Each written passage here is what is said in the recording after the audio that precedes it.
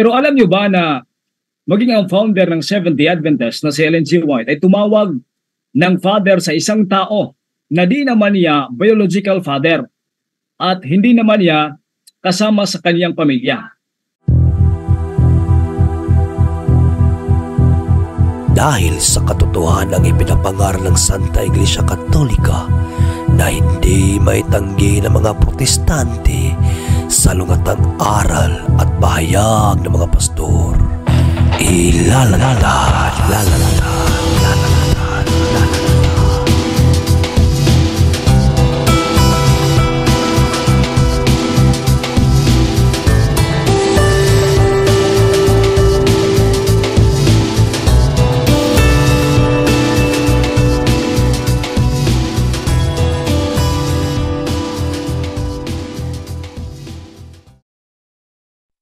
Bag sauce simbahan.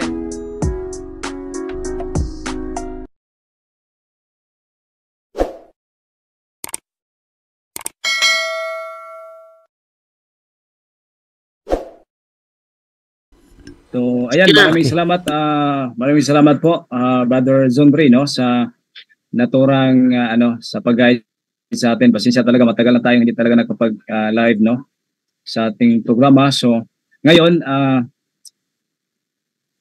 sisikapin natin na may paliwanag itong kaunting aral natin ukol sa pagtawag natin, no, na ama sa ating mga kaparian. Kasi sa mga kaibigan natin na mga hindi Katoliko, bawal umano yung pagtawag ng ama sa ating mga pari. Pero sa ating munting pagbabasa, meron tayong mga nabasang dokumento na mula din sa mga Seventh-day Adventist na itong founder ng Seventh-day Adventist na si Ellen G. White ay merong siyang tao na tinutumbok at iniisip niya na ito rin ay pwedeng tawaging father o pwedeng tawaging ama.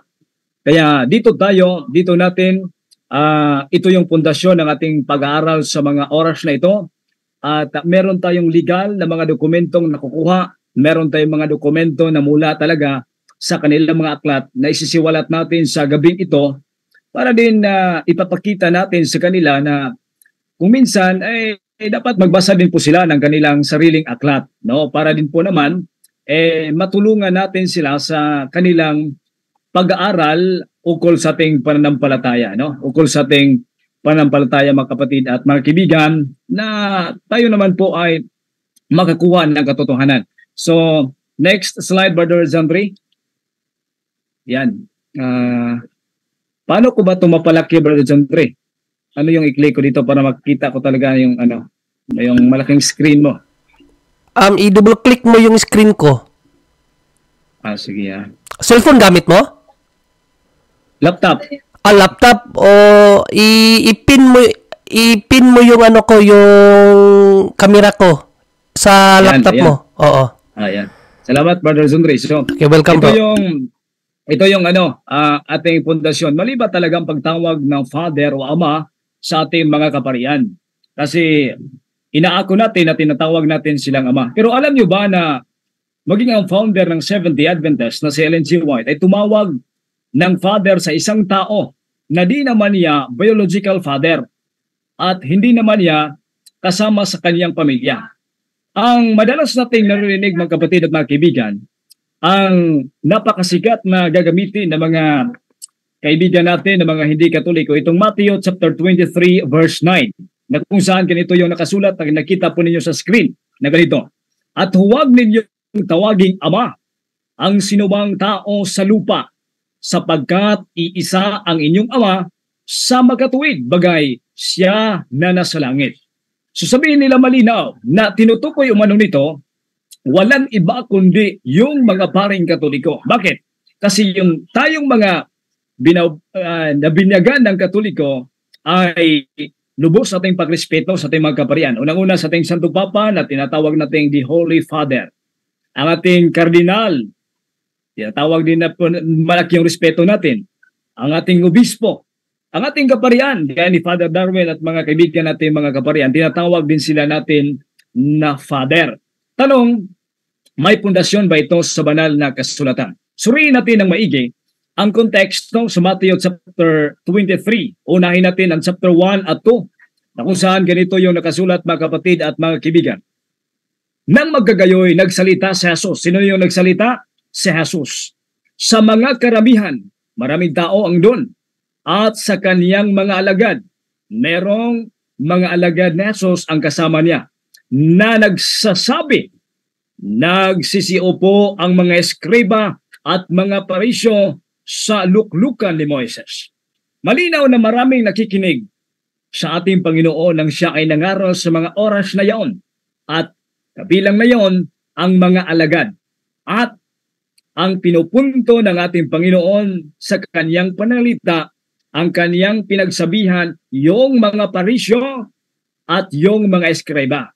Pero ayon sa mga dalubhasa umano sa banal na kasulatan, lalong-lalo na yung mga protestante, sabi nila, mga Katoliko ang tinutukoy niyan.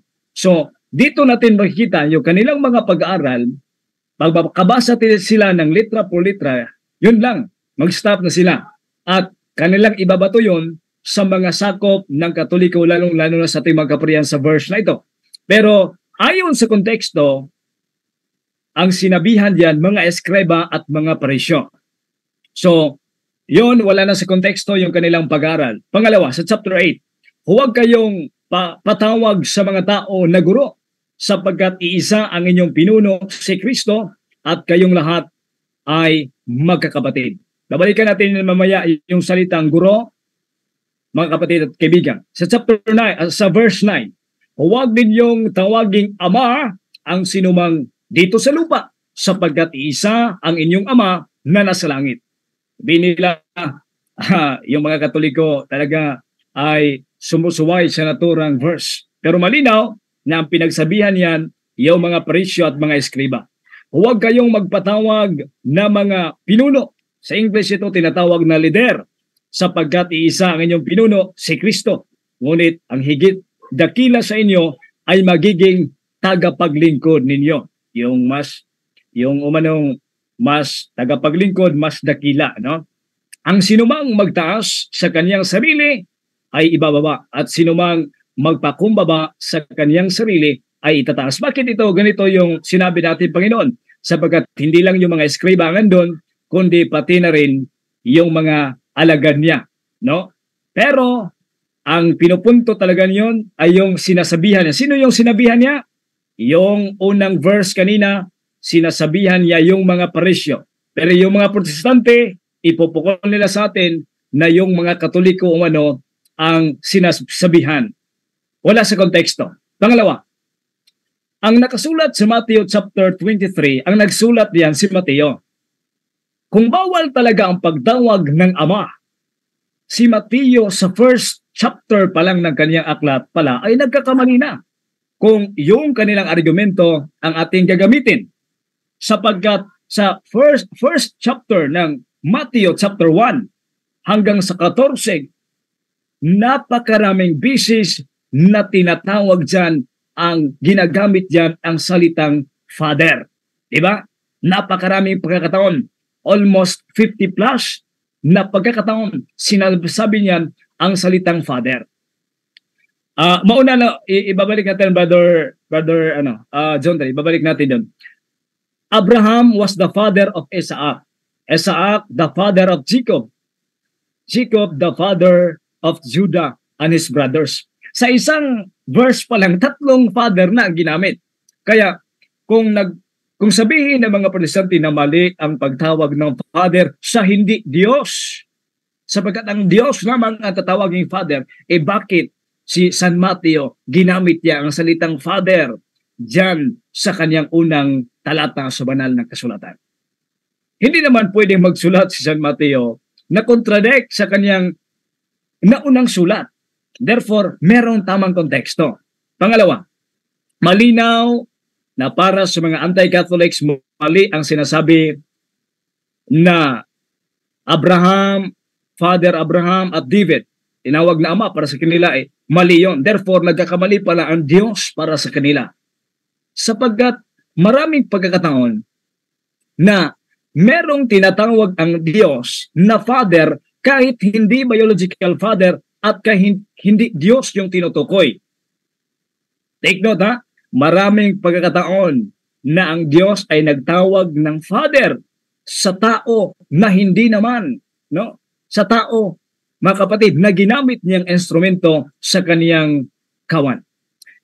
Sa Marcos chapter 11 verse 10 sa New King James Version, nagsabi dito, "Blessed is the kingdom of our father David that comes in the name of the Lord. Hosanna in the highest." Sino nagsabi nito? Ang nagsabi nito, ang ating Panginoon. Sino yung sinabihan niyang father? Si David. Kaya kung ating basihan yung argumento ng mga protestante, therefore, nagkakamali ang Diyos nila. Nagkakamali si Kristo. Sapagkat nagsabi si Kristo na father si David, kahit alagad lamang ito ng Diyos. Pangalawa, sa Luke chapter 16 verse 24, na ganito yung nakasulat, "He called out, 'Father Abraham, have mercy on me.'" Ito yung pagkakamatay, mga kapatid, ng isang mayaman at yung si Lazaro. Dito natin makita, mga kapatid at mga kaibigan, na ginamit din ang salitang father kay Abraham. Diyos ba si Abraham? Ang tanong natin, Diyos ba si Abraham? Hindi. Tao lang, alagad ng Diyos. Pero bakit siya tinatawag na father? E bawal lang pala tawaging father sa Matthew chapter 23 verse 9 kanina. Therefore, mali yung kanilang konteksto, mga kapatid. Pwedeng tawagin palang father yung alagad ng Diyos. Ngayon, ang Diyos Ama mismo ang nagsabi kay Abraham na siya ay father. Ibig sabihin ba nagkakamali ang Diyos Ama? Sa Genesis chapter 17 verse 5, na ganito yung nakasulat, No longer shall your name be called Abram, but your name shall be Abraham. For I have made you a father of many nations. Magkapatid, mga kaibigan, merong salitang father of many nations. Hindi naman Diyos si Abraham, alagad ng Diyos. So ang alagad pala ng Diyos ay pwedeng tawaging father. Pero para sa kanila, mali. Yun, no? Ano ba ang dahilan kung bakit sinabihan ng ganun ng ating Panginoon ang mga parisyo at mga eskriba sa Matthew chapter 23 verse 9? Sapagkat ang hari ayon kay Propeta Isaiah sa Isaiah chapter 49 verse 23, at ang mga hari ang magiging inyong mga taga-kandiling ama. Ang mga hari pala ay siyang napakataas na ama. Siya yung ating ama, yung mga hari. Now, sino ba yung hari natin? Sino ba yung hari? Itutuloy natin. At ang iyong makikilala na ako ang Panginoon. Sino yung hari? Ang Panginoon. At ang nangaghihintay sa akin ay hindi mga pahiya. Therefore, mga kapatid, ang isip kasi ng mga eskriba noon na parang ka-level na sila ng Diyos sa kanilang pagiging ama, at para sa kanila ay para na silang ka-level ng Diyos. Pero paalala ni Propeta Isaiah, yung napakataas na ama, yun yung hari. At yung haring yaon, yung pangalawang persona ng Santissima Trinidad, ang ating Panginoong Jesucristo na tinatawag ng hari ng mga hari. Nasa Isaiah chapter 7 verse 14, Isaiah chapter 9 verse 6, na ito siya ay Diyos at Ama sapagkat siya ang hari ng mga hari. Mga kapatid at mga kaibigan, ang hari ng mga hari ay ang Diyos. Pero yung mga eskriba noon, palagay nila ay ka-level na sila ng Diyos. Kaya ganun yung sabi ng ating Panginoon sa mga eskriba. Ay ngayong linggo, napakaganda ng kapiestahan natin, Christ the King. Kapatid, nakikinig. Kaya ito yung napili nating topiko, no? Para ito din pagninilayan natin. No? Sa Revelation chapter 17 verse 14 at Revelation chapter 19 verse 16, kung nating kunin ang konteksto, ganito yung konteksto niya. Sumasampalataya tayo na Jesus nga ay hari ng mga hari at Panginoon ng Panginoon. Sino yung hari? Si Jesus na tinatatawag na Ama at Diyos. Ngayon, wala pang karapatan ng Diyos na pumili ng mga tao na sa kanyang pagiging hari ay gagawin niyang instrumento para sa kanyang kahirayan at tatawaging Ama. Next slide, Brother Zundri. Pakinggan natin yung nakasulat sa banal na kasulatan. Mula kay Kristo, na hari ng mga hari at naging tulad ng isang mapagkandiling ama sa kaniyang bayan. Siya naman ay pumili. Sino yung pumili? Si Jesus na Diyos at hari. Ano yung pinili niya?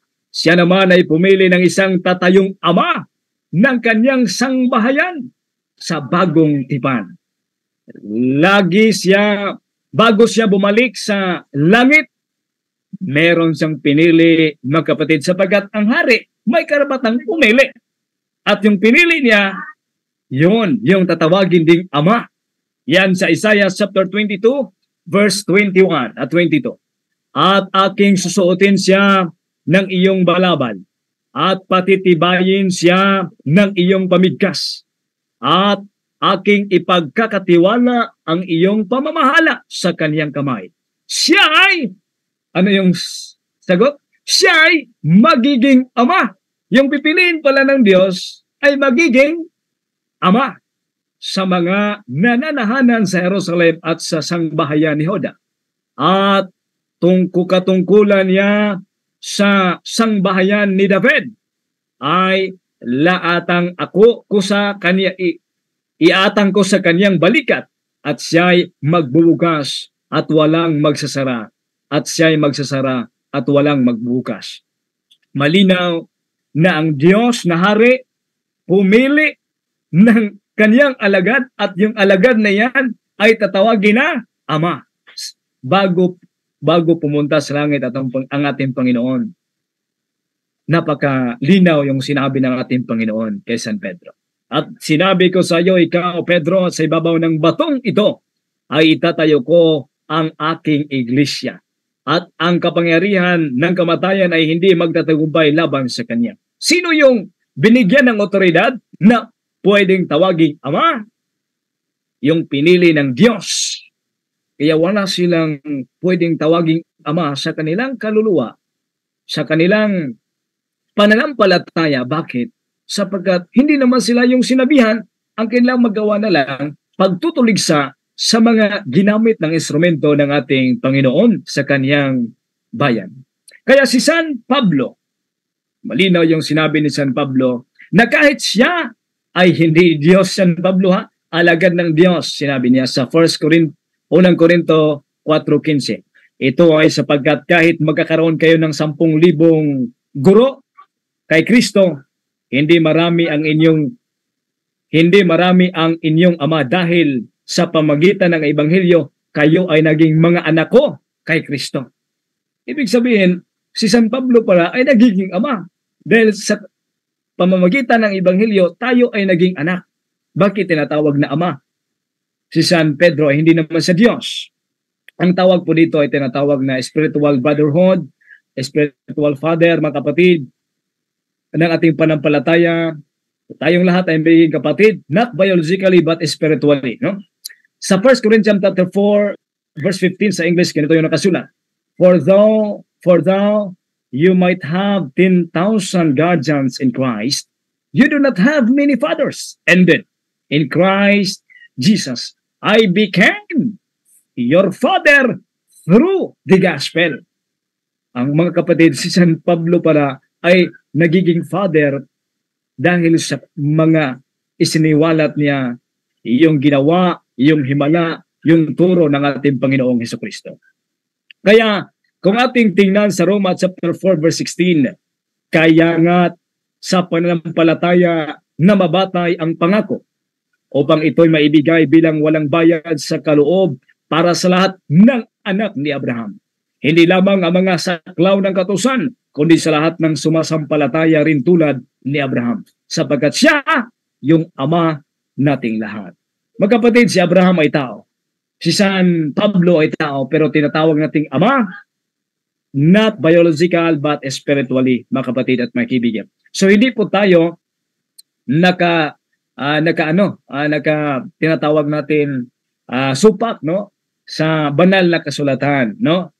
Talagang meron lang talagang mga tao na iakasuhan tayo. Kaya malinaw yung sinabi ni San Pablo kay Philemon, at yung meron siyang pakikiusap kay Onesimus.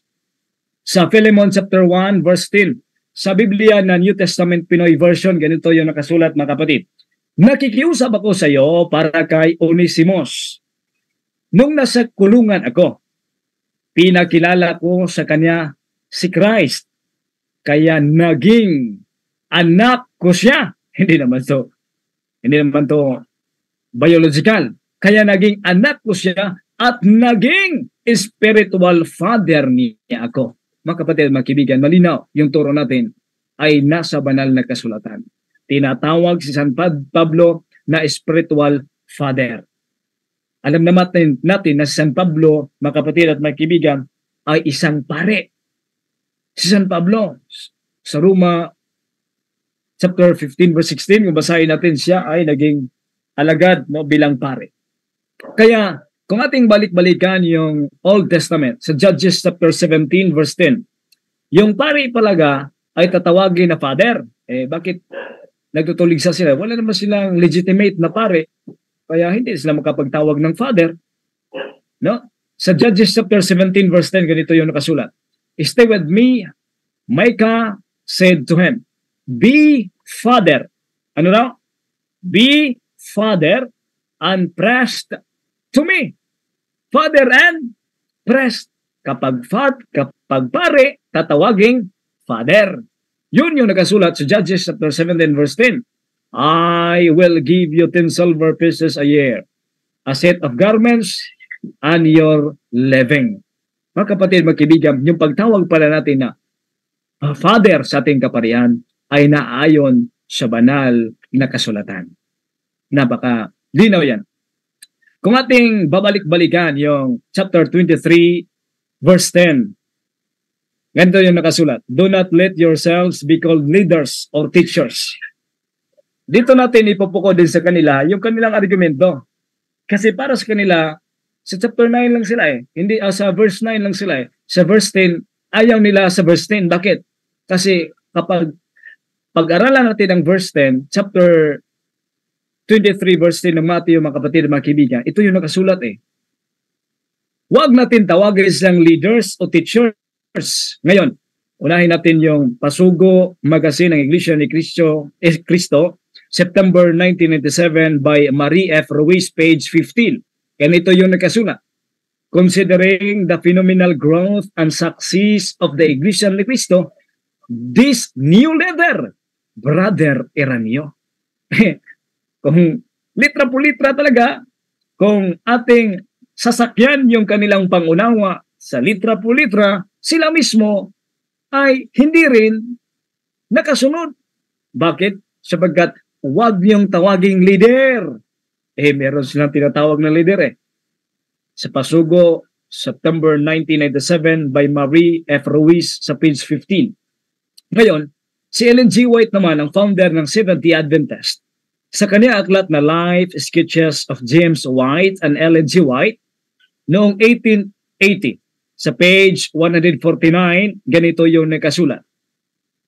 He was ended rightly called Father Miller. Si Miller pala, tinatawag din ni Ellen G. White na Father. Kung yung pagtawag ng Father ay mali, yung founder ng Seventh-day Adventist, unang nagkakamali.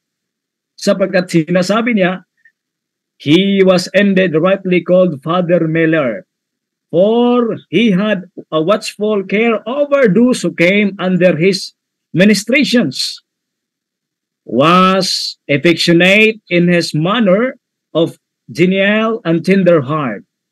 Mga kapatid, mga kaibigan, dito natin makita na mismo yung founder ng Seventh-day Adventist, si Ellen G. White, ay di ba si Ellen G. White, grabe yung mag-interpret sa Biblia.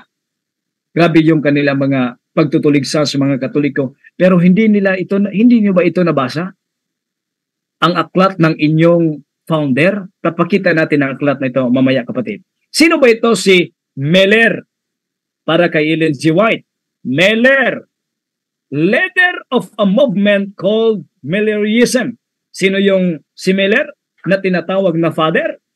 Leader. Therefore, sa chapter 23 verse 9 hanggang sa 10, si Ellen G. White nagkakamali na. Tinatawag niya si Miller na leader. sa chapter 23 verse 10, bawal tawaging leader. Tinatawag din niya na si Miller ay father. Mali din sa Matthew chapter 23 verse 9.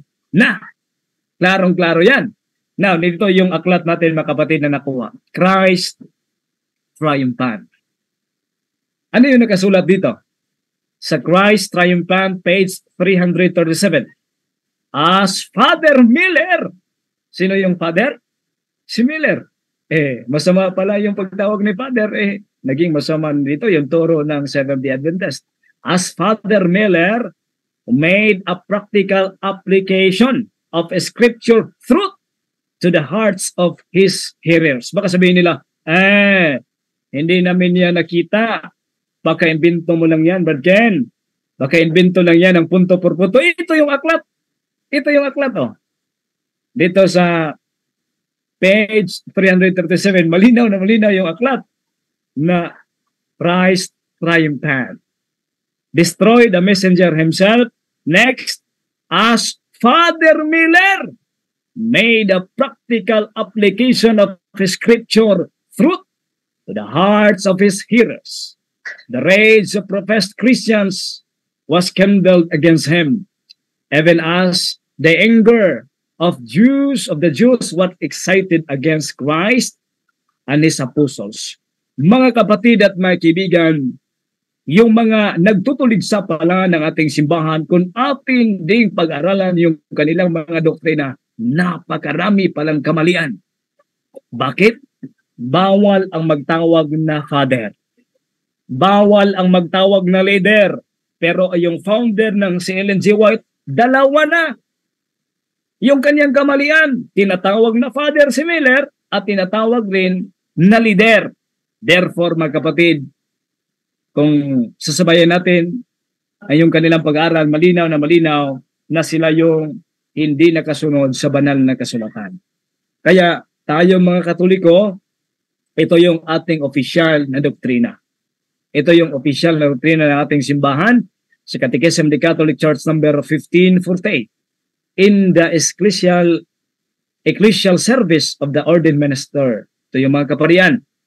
It is Christ himself who is present in his church as head of his body, shepherd of his flock, high priest, and redemptive sacrifice of the redemptive sacrifice.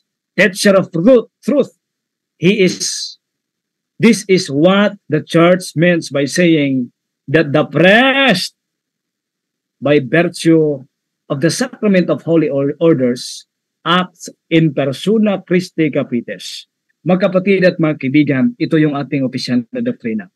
Yung kanilang titulo na natatanggap, nakuha nila sa holy orders. Yung inordinahan yung ating mga kaparian. Kaya malinaw na malinaw, mga kapatid at mga kaibigan, yung aral natin. Ang problema lang, sila ay kumukuha lang mga nakasulat sa banal na kasulatan at ibabato sa ating pananampalataya. Pero yung katotohanan para kapatid at kaibigan, sila yung hindi sumusunod sa banal na kasulatan. At yung tayong Katoliko, napakarami pa mga ebidensya na yung hari ng mga hari, yung summary natin, yung hari ng mga hari na si Kristo, na Diyos, nag-extend, binigyan ng extension, yung binigyan ng ministry, binigyan ng trabaho, binigyan ng karapatan, yung ating kaparian. At sila, yung instrumento ng hari, at sila din ay dapat respetuhan. Diba? Kapag merong mga darating na mga opisyal ng gobyerno, kapag yung presidente, si President Bongbong Marcos, pag dumating sa pagadian, yung first week pa lang na merong mga advance party, grabe tayo makapag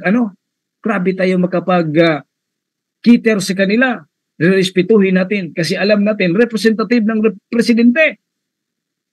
Pero yung mga kaibigan natin hindi rin respeto sa representative ni Kristo, na yung mga kaparian na sila yung representante ng Diyos ayon sa Hebrew chapter 5 verse 1. Mula sa tao, kinuha mula sa tao, inilagay ng Panginoon sa naturang posisyon na mga pare para magiging representante niya, mga kapatid at mga kaibigan. Noong ating hari na ating Panginoon ay inuusig dito sa sanlibutan, pati na rin yung ating simbahan, pati na rin yung ating mga kaparian. So let us pray our best. Bawat dasal natin, atin silang ipagdasal sapagkat pinupuko sila ng mga komentaryo at lalong-lalo yung mga Katoliko na dapat matuto din sa ating tunay na pananampalataya. Yun lang po yung kaunting na-present natin sa gabing ito. Sana ay nakakatulong po ito sa ating munting pag-aaral. Mabuhay po yung punto por punto. Prodi et Ecclesia, God bless and thank you. Brother Zendo,